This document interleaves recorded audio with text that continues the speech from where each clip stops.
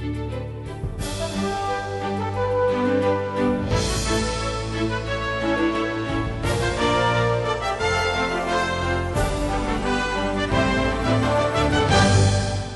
evening, ladies and gentlemen, and welcome to the 4th Annual State of the School System Address, this year at Bowie Center for the Performing Arts.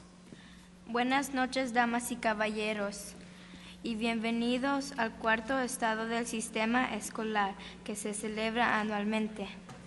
Este año nos encontramos en el Centro de Artes del Espectáculo de Bowie. My name is Brett Johnson, and I am an 8th grade student at Dr. Ernest Everett Just Middle School. My favorite subject in school is Algebra 1. I enjoy playing sports, video games, and reading. My goals after graduating high school are to go to college, then get my law degree.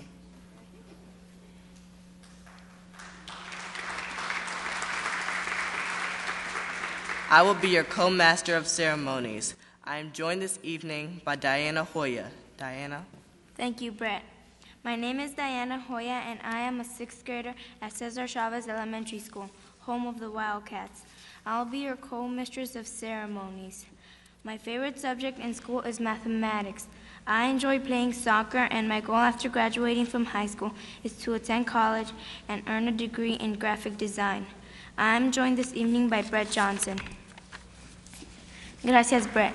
Mi nombre es Diana Hoya y curso 6º grado en la Escuela Elemental Cesar Chavez, la casa de los Wildcats. Hoy seré su maestra de ceremonias. Mi materia favorita es matemáticas. Me gusta practicar soccer y mi meta después de graduarme es ir a la universidad para estudiar diseño gráfico. Esta noche me acompaña Brett Johnson. Brett?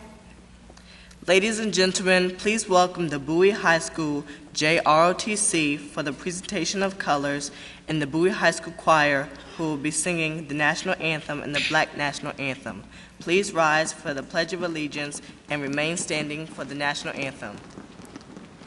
Damas y caballeros, por favor demos la bienvenida a los oficiales de reserva en entrenamiento de la escuela secundaria Bowie High School para la presentación de colores y al coro escolar de Bowie High School que cantará el himno nacional y la canción Lift Every Voice and Sing.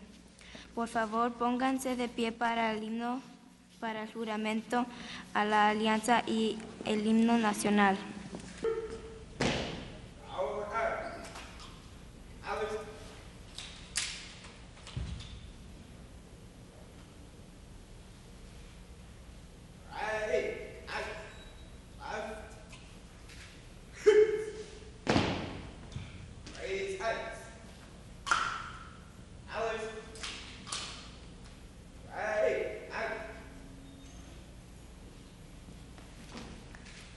I pledge allegiance to the flag of the United States of America and to the republic for which we stand, one nation, under God, indivisible, with liberty and justice for all.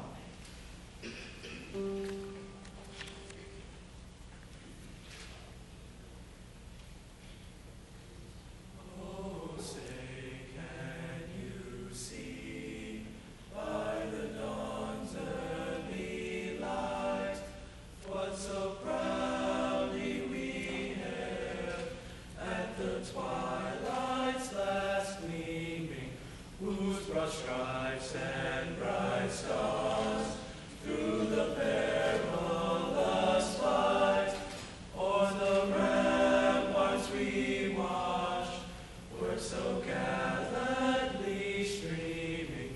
And the rockets red, the bombs bursting in air, gave proof through the night that our flag was still there.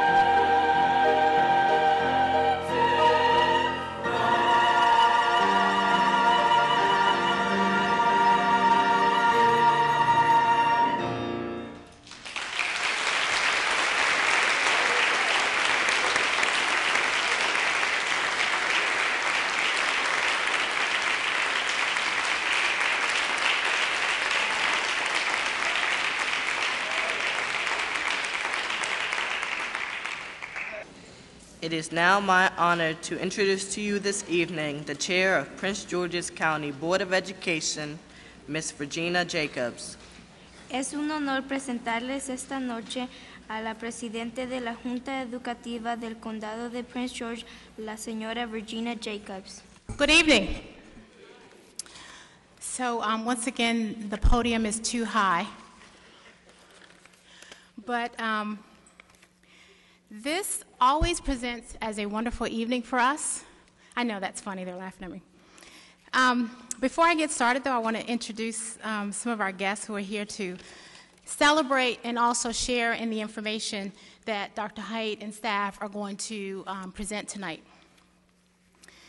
We have Senator Joanne Benson, District 24.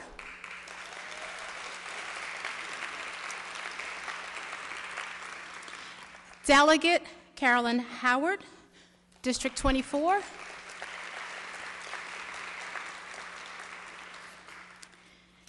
We also have Mayor Robinson, City of Bowie.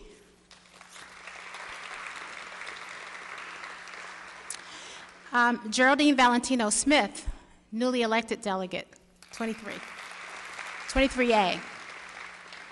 We have Delegate Vaughn, Michael Vaughn, 24, District 24. I think I see Delegate Ann Healy walking in. She's in.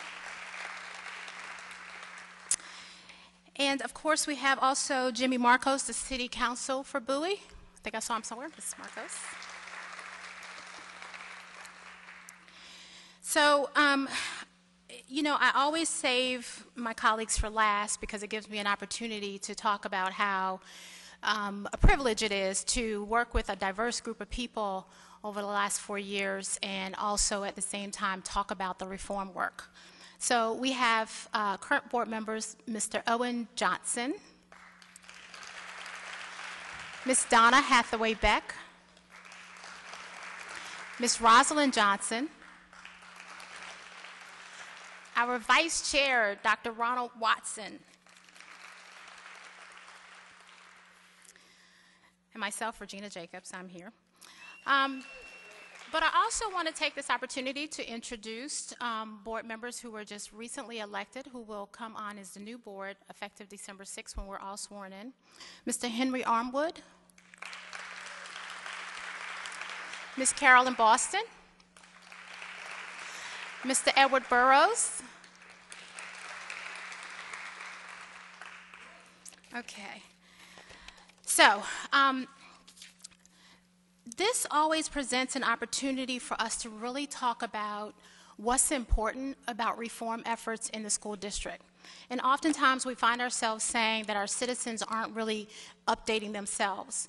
So we recognize that it's our responsibility, and that's why this State of the Schools address is something that we began 4 years ago. This is the 4th annual opportunity to say to you as the community, thank you for your support in the work around reform, but also to say this is where we started and this is where we are, and then also remind us where we need to be, but most important, understand that as a community, we can't do this work unless we do this work as a community. So I wanted to really take the opportunity to not only welcome you, but to thank you for the continued support around reform efforts, which aren't always the easiest things to do, as we see, quite frankly, in neighboring jurisdictions as well. We have seen successes in the classroom by this board, providing greater access to technology, quality teachers, programs, and rigorous courses that have resulted in improvement in student performance. I was speaking to a board member earlier today, and we were talking about how disaggregating the data really makes a difference when you're talking about the enormous growth that our students have demonstrated, and all too often we don't give them the credit or the school district the credit that it so desperately deserves. Moving forward this evening, you will also hear about our school system's 5 strategic goals. We believe that these goals are poised to produce students who are college ready and workforce ready, prepared for the global economy. And we also recognize that without having goals and without setting goals, we don't know where we're going. So again, I want to take this opportunity to welcome you, to thank you for the work. And also, I think Dr. Height is up next. We want to say to Dr. Height, we're looking forward to a real conversation about how this work going forward, not just about what we're going to do, but what we're going to do and how we're going to get there. Thank you very much. Good evening, everyone, and welcome to our 4th annual State of the School System Address. And before I begin this evening, I want to thank our MC, Masters of Ceremony and Mistress of Ceremony, Brett and Diana. Thank you so much for doing that for us today, this evening. Would you please stand and let us recognize you one more time?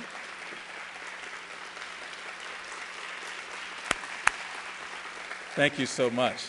And I also want to acknowledge the tremendous performance, not only from the high school choir here at Bowie High School, but the young men who were the saxophone quartet out in the lobby. I want to acknowledge them as well.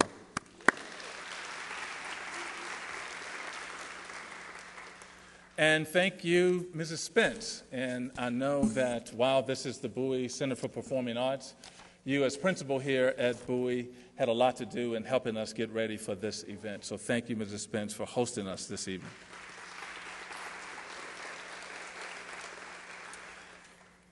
So good evening again, everyone, and thanks for coming out to our 4th Annual State of the School System Address. This event is designed to provide information about progress in their system and about our strategic direction moving forward. This evening, through the power of technology, we will provide real-life examples of what we mean when we talk about a new profile of a graduate from the Prince George's County Public School System. However, before I begin with the presentation, I too want to take this opportunity to acknowledge all of the elected officials who have come out this evening. We thank you for sharing in this time with us. Also want to acknowledge all of our staff members who are here, our teachers, our support staff, our administrators, and most importantly, our parents and our students. Thank you all for coming out this evening. I also want to take this opportunity to thank our outgoing board members. And I want to thank you for the commitment that you've made to the students here in Prince George's County and for the efforts around reform that has laid the foundation for us to move forward. I also want to acknowledge this evening and thank also the new board members, the newly elected board members. I look forward to working with you on continuing this work that we're doing for our students here. So I want to begin just by talking about this evening.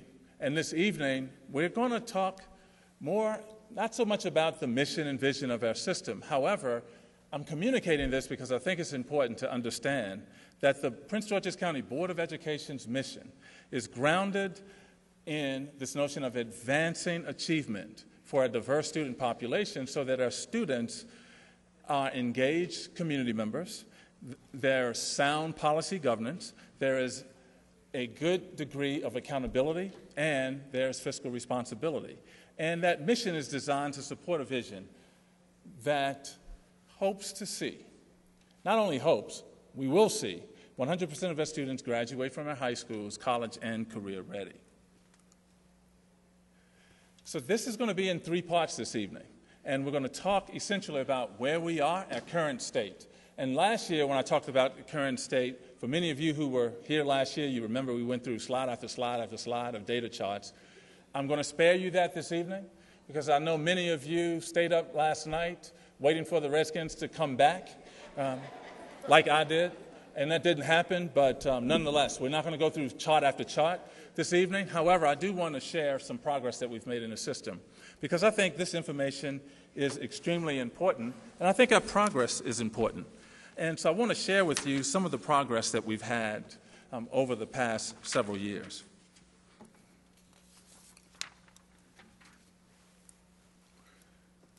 The system continues to make incremental progress in reading and in math.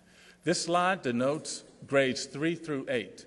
And while we understand that we have made progress in more grades, and this is only through 07 to last year.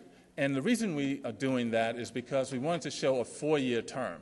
Why 07? It's because of the board who is here. This was the information, or this was the progress that we've made since this board has entered office. However, a progress builds on progress that goes back to 2004.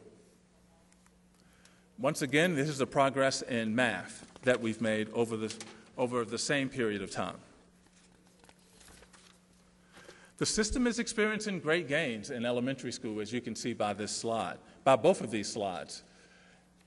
However, we understand that there is a lack of sustainable progress at the middle school level.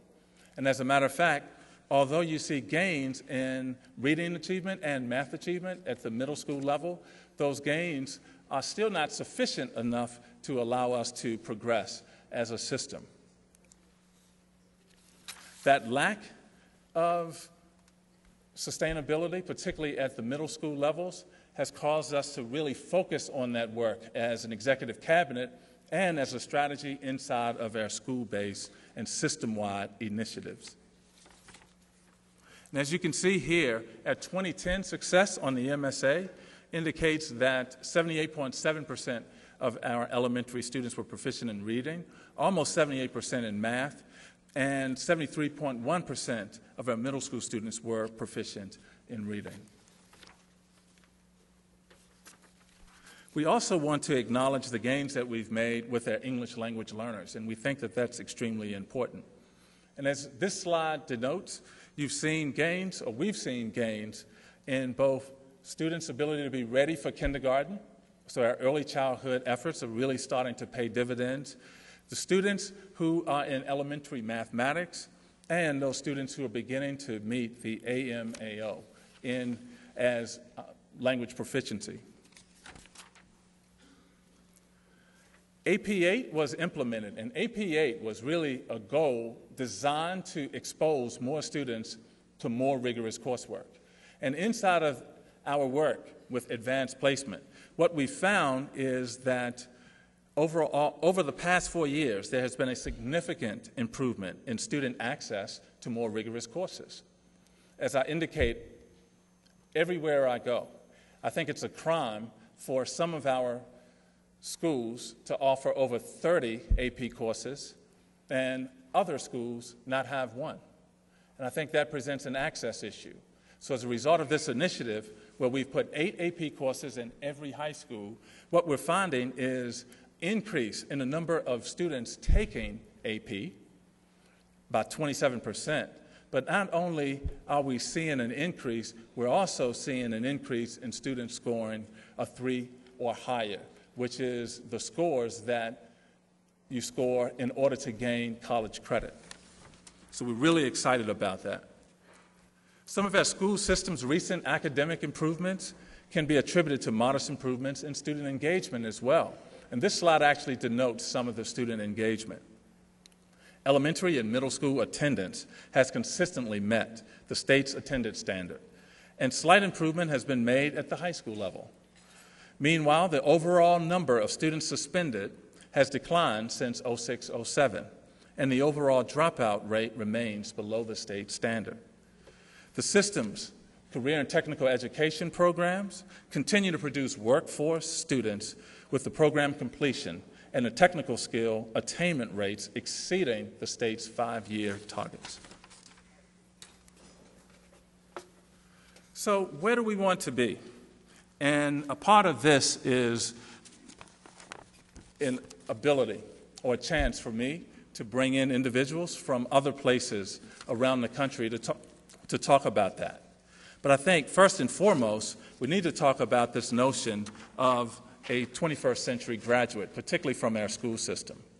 And in Prince George's County, we have a concept of a college-ready student, not only one that includes a student who meets the university system's criteria in Maryland, but also a student who has taken a rigorous high school academic course of study. Rigor means that exposure should be an international baccalaureate in advanced placement or successfully completing a career and technical assessment at the end of that program.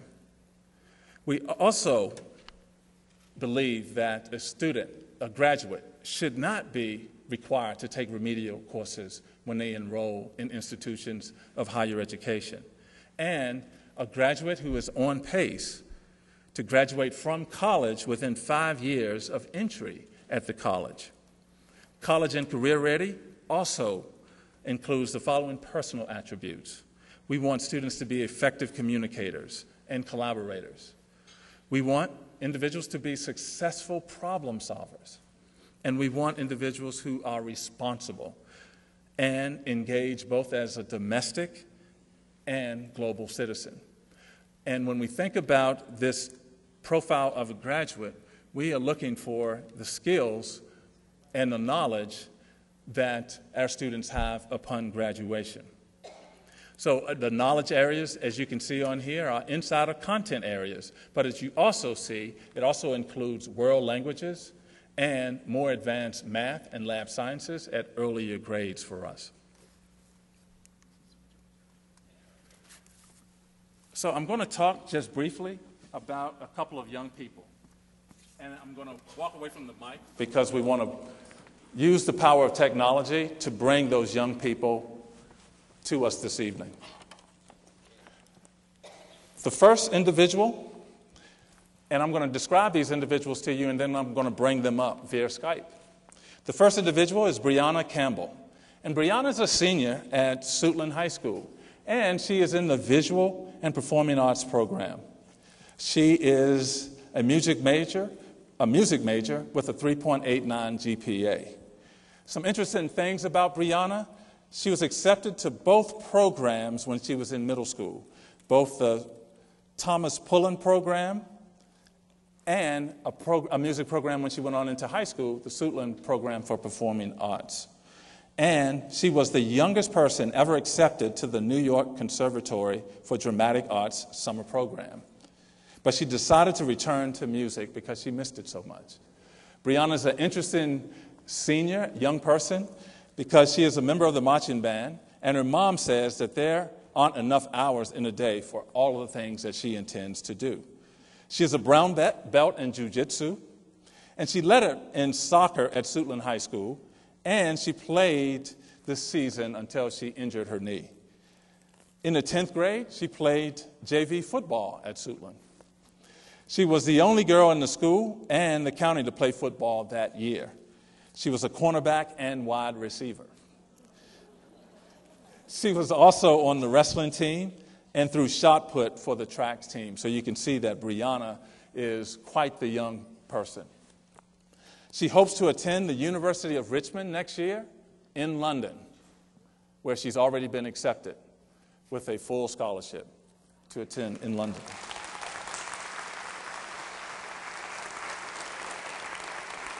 And she plans to major in psychology. So without further ado, everyone, welcome Brianna.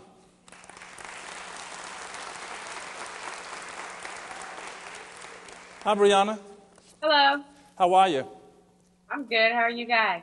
Fantastic. We're all good. Thank you. And I just read your bio, and we're really excited about you and really excited about your opportunities to head from school off to the University of Richmond in the UK. So with that, can you talk a little bit about how your experience here in Prince George's County has prepared you for what will be an exciting opportunity? I'm sorry, I was speaking up. What did you say? Okay. So can you talk to us a little bit about how your experience in Prince George's County Public Schools has prepared you to move on to your opportunities beyond high school? Well, I found throughout PG County, going through the public schools, I felt very nurtured, and I felt like they paid attention to my needs and what I needed. And it helped me to get a better understanding of how I should be towards others, which actually helped me to get into Richmond with my personality and everything of that nature. So it really helped me out. Fantastic. And Brianna, thank you for joining us this evening. I know that you had a long day of school, and you probably had practice today, did you? No, because of my knee. I have a bone contusion from soccer. Oh, of course. I'm sorry. Best of luck to you. And try to heal soon and safely. And we wish you the best of luck. Thank you for joining us this evening. Okay, thank you.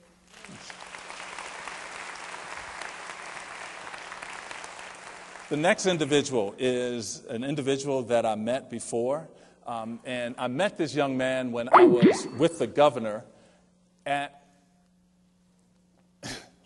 I just forgot where I met him. We were at Oxon Hill High School in the science and tech program there. And the governor was with us. And we were looking at a microbiology class, and the students were engaged in a lab. And in that lab, there was a young man, and the young man had a tie on.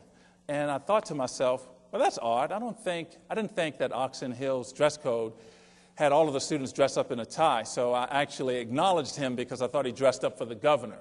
But he didn't. He's a college student. He's a third-year college student, and I want to just share some information about him as well. He was among the leaders of his highly competitive special program, as evidenced by his consistent A work in all of the high school classes. He was also the salutatorian for the class of 2008. His course load included AP Calculus, AP Physics, AP French, 5 and 6, and many other honors classes that geared him towards a future career in engineering. In the fall of his graduation, this young man, his name is Kevin Smith, Kevin began his college career at Stanford University with hopes of majoring in computer science. It could be seen that the science and technical program prepared him well, having a 3.4 GPA after the first year at Stanford. Now, a rising junior, he has changed career paths and plans to enter a career in medicine, majoring in biology. This past summer, he completed research in a behavioral sciences lab at Stanford, comparing activation in resting state network within the brain in dyslexic readers versus non-dyslexic readers, and also volunteered at Santa Clara Valley Medical Center, the county hospital in San Jose, California. So with that, I would like to welcome to all of you, Kevin Smith.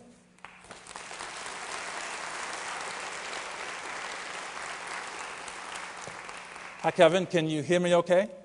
I can hear you perfectly fine, yes. Fantastic. And I know, Kevin, thank you for coming on with us today. And you have a tie on again. I do have a tie on again. Oh, that's all right. Thank you. Thank you so much for joining us. And we just talked to a student that's a senior this year. And now we wanted to reach out to you. And we're talking about a profile of a graduate, Kevin, and making sure we're preparing all students to enter the next opportunity when they leave our high schools. So I want to ask you a different question, though. I want to ask you, if you would think about this, what did we miss in preparing you for opportunities after your time here in Prince George's County? Okay. When I think about the Oxon Hill High School Science and Technology program, it offers a wide variety of courses for students to find their academic passions. And it also offers a lot of advanced courses like AP classes for students to excel in those classes. But I think there's a slight disconnect in offering those classes and offering the AP classes in the wide variety and having the necessary guidance and people to motivate students to take those classes. And like to have teachers and guidance counselors help students, figure out and plan in their high school career. Just like if you're going to college, you have to come out and plan your major, make a 4-year plan, and these are the classes I'm going to take because I'm interested in these subjects. So having, guidance counselors and teachers that come into class every day optimistic and they have an objective mindset in a way, kind of, sort of. So, and the Oxon Hill High School has about 2,500 students, and making a student feel like someone has taken an interest in their education and their future is very important, I feel like. And with all the negatives that may happen in a public high school, it's hard for students to feel like someone has taken an interest in them and will help them plan their future. So I think that having more teachers like that and having more guidance counselors that basically come in every day optimistic, giving their 100%, even 110%, to make sure that their students feel like they are important would have been more helpful, I would say. Fantastic, Kevin. Well said, and thank you for those comments. Best of luck to you, and when you finish, we want you to return to Prince George's County. Always do. All right, fantastic. Thank you.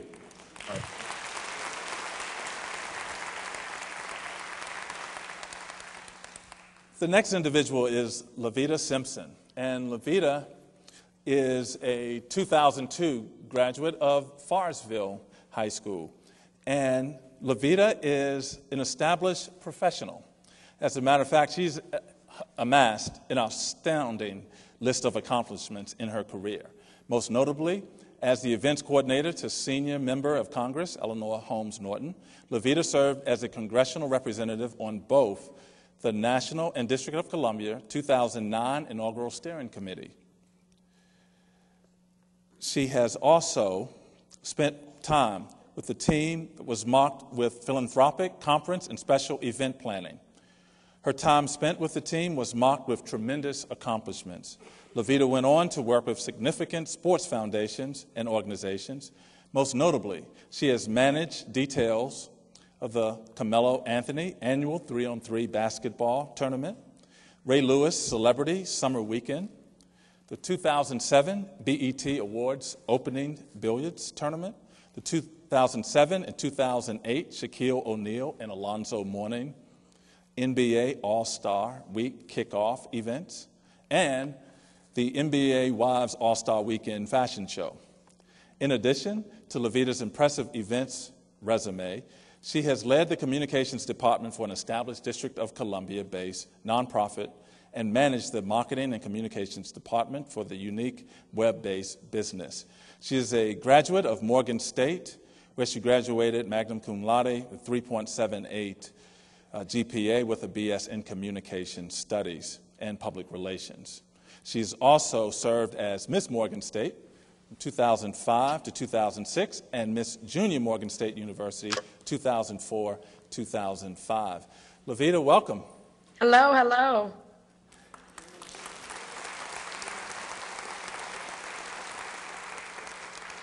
It is great to see you this evening. Thank you for being here. I've read your impressive list of credentials. And so we have everyone here today, and we're talking about a profile of a graduate and what we need to do to really prepare all of the students in Prince George's County for opportunities beyond high school. So I want you to talk to us just a little bit about how we prepared you for your transition from high school to higher education. Well, I will share that I was blessed to be a graduate of Forestville High School in Forestville, Maryland. Go Mighty Knights. My transition from high school to college was amazing. I got a ton of support from the Maryland Higher Education Commission. Specifically, I received a guaranteed access grant in the amount of $8,000. And that's for every student that graduates from a high school in Maryland. I also received funding from the federal government, Pell Grant, SEOG grants, and scholarships from not only the Congressional Black Caucus Foundation through our then Congressman Albert Wynn, but also received a Rising Star Scholarship from Forestville High School. So my transition was amazing, and I was really blessed to be supported by so many people in the county and in Prince George's County Public School System.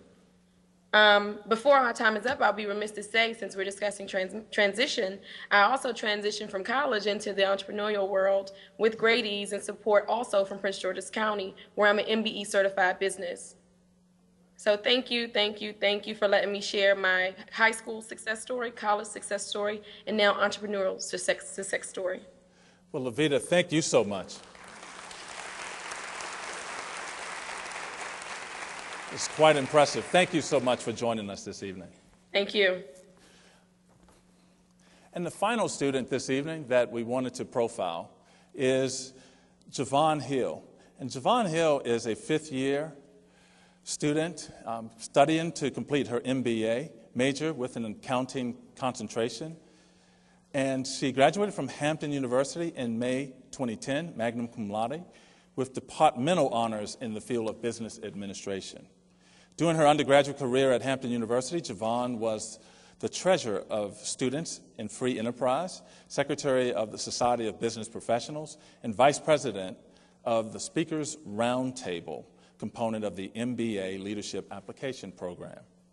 In addition, she was a member of the National Association of Black Accountants, Golden Key International Honor Society, Alpha Kappa Mu Honor Society, and community service chair of the Sigma Beta Delta Business Honor Society. She's interned with PricewaterhouseCoopers Limited Partners for 2 consecutive summers and recently accepted an offer with the firm in their internal audit practice. So we're going to welcome Javon Hill in just a minute. And while we are connecting with Javon, there are other individuals who are here as well. I saw come in. Thank you. First and foremost, we have our new county executive-elect, Mr. Rashawn Baker.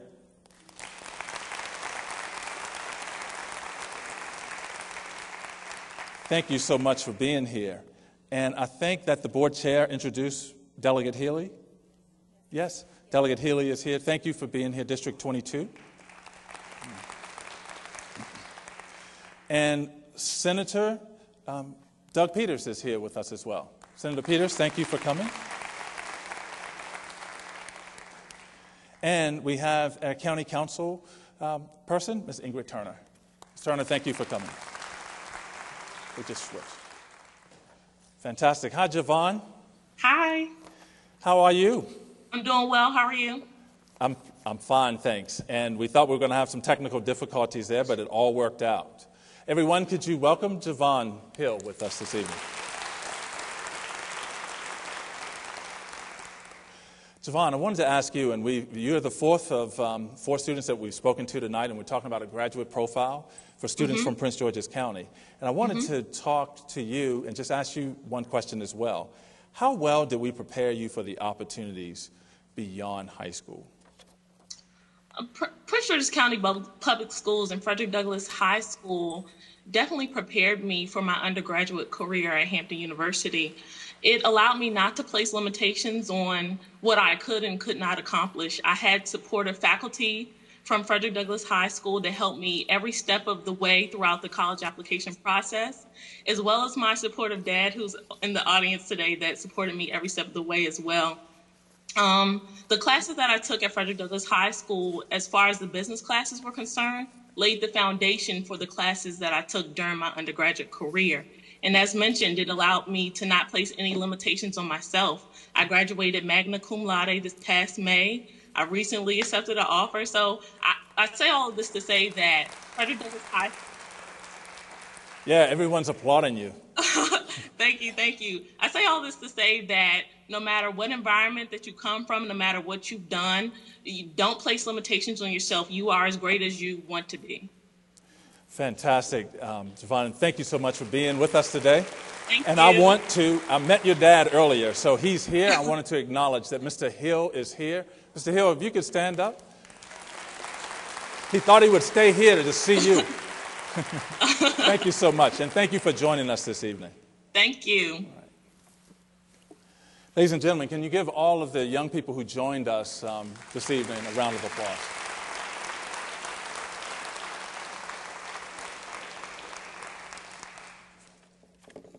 How do we plan to get there? And how do we plan to prepare all of the students, all of our students, like the 4 that you just saw, the 2 that were our masters and mistress of ceremony, and all of the young people that you saw on the stage? And one of the things that we know is that we have to have a greater level of focus on our work moving forward. And that work is really defined around 5 key priorities. And I'm going to talk about each of these, but each, I think, has a video that is in front of it. And so if the video is talking, I may talk over that. Just briefly.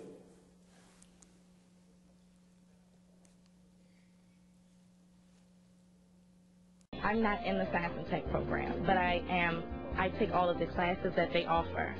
So I have rigorous AP courses, AP Calculus, AP Statistics, AP Literature. I was talking about a recommendation, actually, for Georgia Tech. I don't want to go into science, though, more like computers, information technology, and to information security. This is a big deal. Yes, they are, and high in demand, too. So this young person was actually talking about some of the skills and the knowledge that we want our young people to graduate with. And we understand that creating this profile will allow us to talk about, as an organization, as a school system, and as a community, what all of us want to see. from our graduates from our school system. And we have to understand that the planning that begins for that really begins long before students enter high school. So we have to adjust our curriculum to make sure our young people are exposed to the types of content, to the types of experiences, and to the types of learning opportunities that will provide for them those chances beyond their days to graduate here in Prince George's County.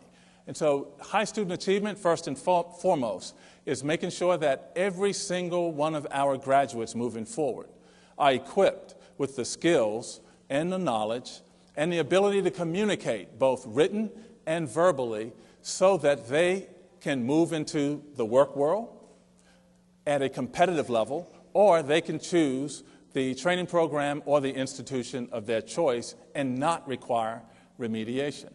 And it's one of those things that we feel is supported by the other 4 goals. And those other goals are all coming up after this slide, but it's one other thing I want to say about this slide.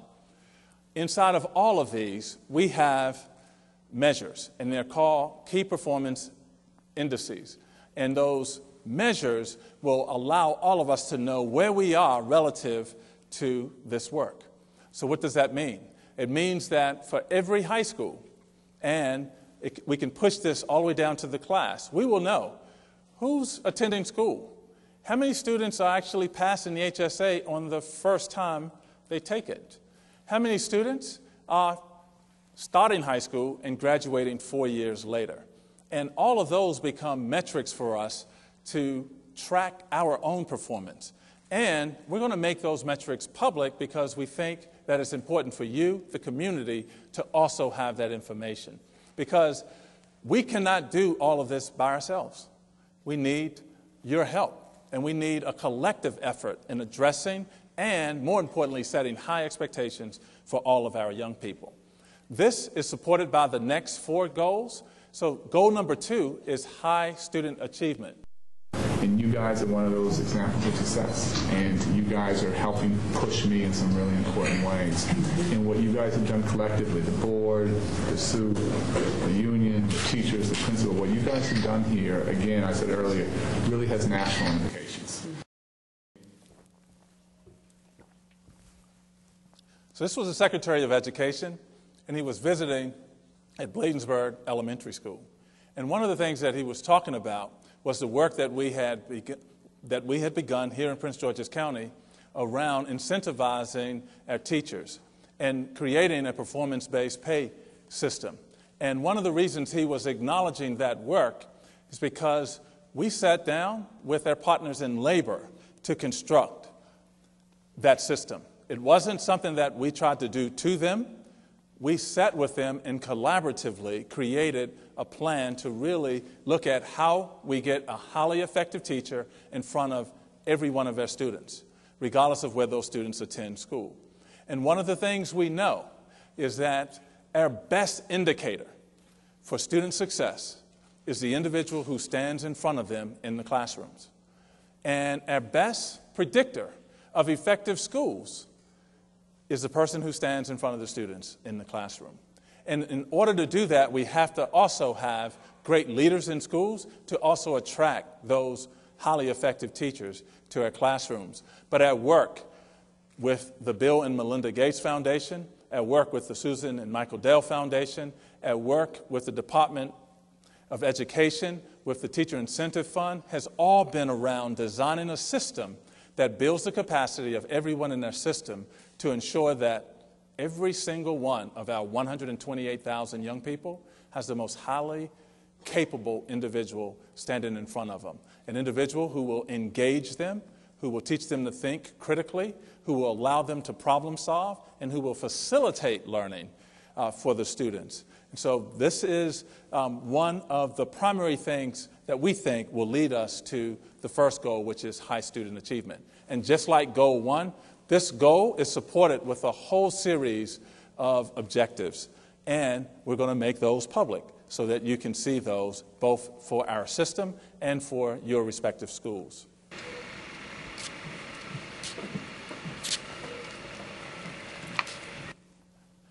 The next is safe, support, and supportive schools. And this is not just speaking to safety and security, although we think that is extremely important. But this is also talking about the climate of the school.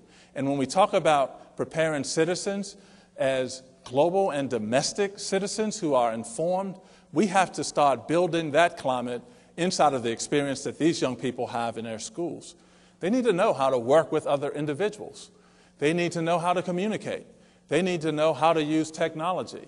They need to know how to take care of their community, their environment, and their world. And those are things that they must learn inside of their school buildings. So the safe and supportive environment is really what is supportive for every one of our students to be in the best learning experience possible. And this is a recognition that all students don't learn the same way, and all don't learn inside of the same common structure. So this one-size-fits-all model that we've built our education institution on doesn't necessarily work. And so all students will not be successful inside of a comprehensive program. So that means we have to set up new and innovative and entrepreneurial programs that will allow students and parents choice to quality opportunities and options throughout our system. Hi, I'm Jim Tejan with Capital One. We're really pleased to be here today at Langley Park School, and we've enjoyed our time today. This is our first school in Prince George's County. We hope to have additional opportunities to change the lives of children through improving the library, making it a place that children love to come to. Thank you. The fourth goal is strong community partnerships. And this is not just partnerships for businesses like Capital One. And by the way, if you would like to see something that's extremely exciting, Capital One supported a renovation of the library at Langley Park Elementary School. I was there 2 days ago, and it is a phenomenal renovation for that school and for the young people who are attending. But it's not just the partnerships with businesses. It's how we partner with parents. And how do we increase and prepare our parents to be advocates and to create agency in their parents so that they are advocating for their children. And they're holding us accountable when we don't get it right with their children. And as I indicated before, if we educated all of our students and they attended school every day, it is an understanding that we only have those young people for 9% of their life.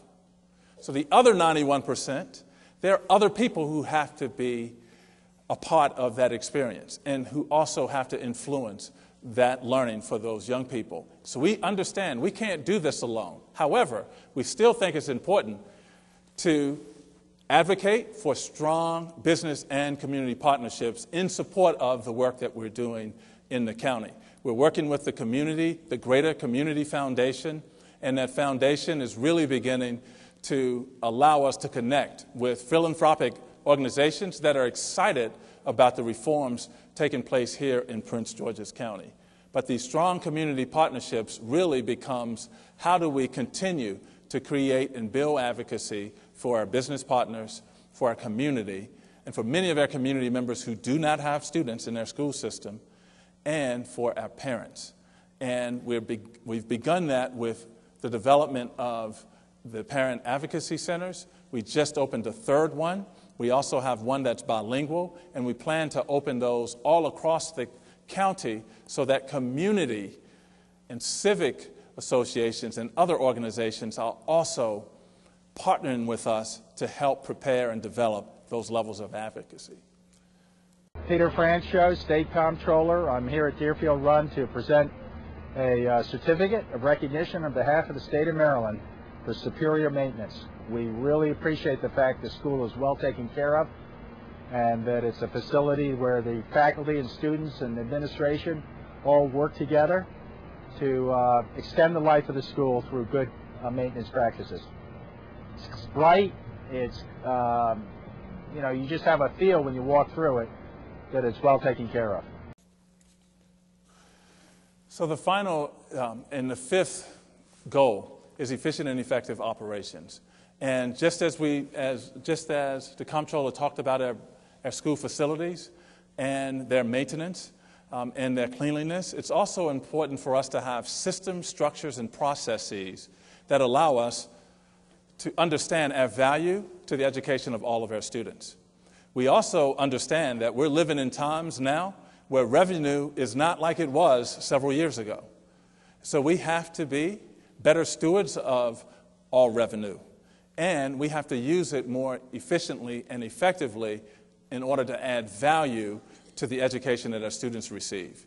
So it means that in some cases we have to stop those old practices that are costing a fortune but aren't yielding any results, and move those funds to places that are proven by research to matter and matter with many of our students. So this is where you come in. And people say, well, what should I do? And how can I help you with this? First and foremost, we want all of our partners, in order to ensure that our students graduate college and career ready, we need to first and foremost get involved at the school level. And we think that that's the primary level where that involvement should begin. We want to get involved at the school level first and foremost. We also want you to share your thoughts and ideas with us and with us as a system. And this slide denotes there's several ways to do that. We actually have a website, and you can send us an email at strivefor5@pgcps.org, or just visit our website for the latest information. However, one thing that's missing from this slide, and I think is extremely important, I think we have to all do a better job, and us especially, in number one, telling their story and telling the tremendous stories of the 4 young people that you just heard and saw this evening. But we have thousands of stories like that. And we don't do as good of a job telling those stories, because sometimes when there's a problem, we tend to attack the system instead of the problem. And I want us to commit to attacking the problem together so that we are addressing the issues. And here's why I say that. Because every day, or every week, I try to visit our students. And as students begin talking to me, and this wasn't anytime soon, but this was last spring. And as students indicated to me, and this was a meeting with students, and during that meeting, the students indicated, can you get people to start saying positive things about us? Because all we hear are negative things. And guess what? They said parents included. Parents included. And so I asked them, how do we do that? And they said, use us to help tell our story. And that's when I thought about Skyping the students in, because they help us tell that story. But I think there are tremendous things that are going on across our county. Can we get better? Absolutely. Will we get better? Yes, we will. But by the same token, we have to make sure we're talking about this from a posture of a positive construct, as opposed to always taking the system down when there's a problem. And so I'm asking all of you, that's another way to get involved. And then the final way to get involved is we want individuals to have high expectations for our school system. And we want individuals to have high expectations for their sons and daughters. And we want you to communicate those high expectations to us. If we're not offering classes, or we're saying someone can't take a class because they haven't had the required prerequisite, we want you to challenge that. Because our students will never be ready for any opportunities if we only strive for the MSA, or for the HSA, or for AYP. So we want to strive.